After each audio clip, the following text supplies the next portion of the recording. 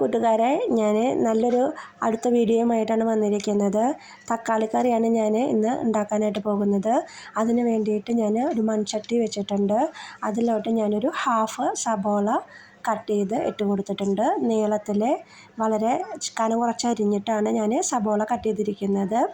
അതിന് ശേഷം ഒരു അല്ലി വെളുത്തുള്ളി ഞാൻ അതിലോട്ട് ചേർത്ത് കൊടുത്തിട്ടുണ്ട്.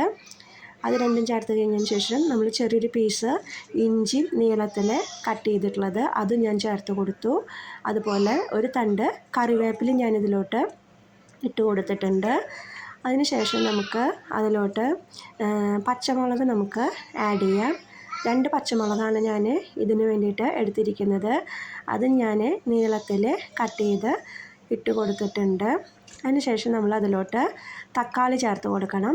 തക്കാളിക്കറി ആകുമ്പോൾ നമുക്ക് കുറേ തക്കാളി ആവശ്യമുണ്ട്. ഞാനൊരു വലിയ തക്കാളി എടുത്തിട്ടുള്ളത് കൊണ്ട് ഞാൻ ഒരു തക്കാളി മാത്രമാണ് എടുത്തിട്ടുള്ളത്.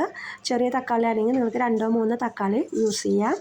അതിന് ശേഷം അതിലോട്ട് ആവശ്യമായിട്ടുള്ള ഉപ്പ് ഞാൻ ഈ സമയത്ത് ചേർത്ത് കൊടുത്തിട്ടുണ്ട്.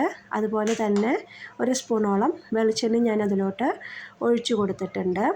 ഇനി നമുക്കത് നന്നായി ഒന്ന് കൂട്ടി തിരുമ്മി എല്ലാതും നമുക്ക് നന്നായി ഒന്ന് യോജിപ്പിച്ചെടുക്കാം. അപ്പോഴാണ് നമുക്ക് ആ കറിക്ക് അതിൻ്റെ ഒരു ടേസ്റ്റ് കിട്ടുക. തക്കാളിയൊക്കെ ഒന്ന് നന്നായി ഉടച്ചെടുക്കാം. അതിന് ശേഷം നമുക്ക് അതിലോട്ട് ആവശ്യമുള്ള പൊടികൾ ചേർത്ത് കൊടുക്കാം.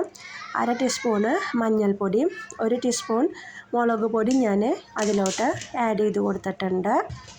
ഇനി നമുക്കതെല്ലാം കൂടി നന്നായി ഒന്ന് മിക്സ് ചെയ്തെടുക്കാം.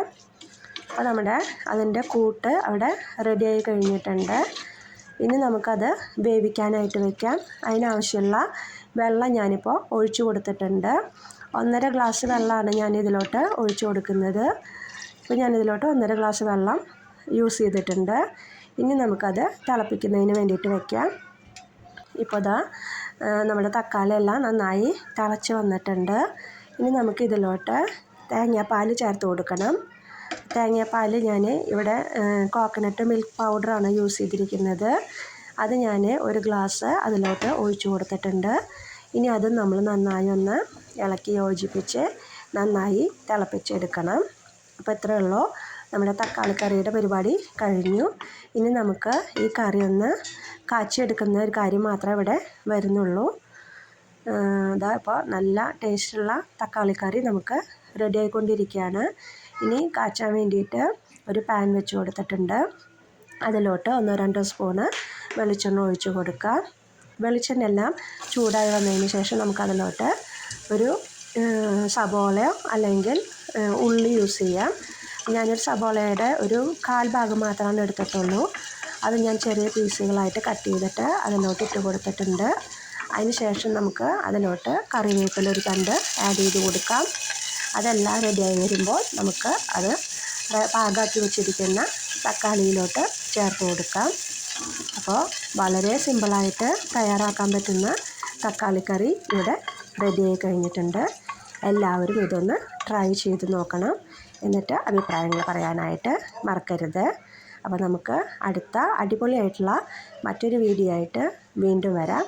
അതുവരേക്കും നന്ദി, നമസ്കാരം.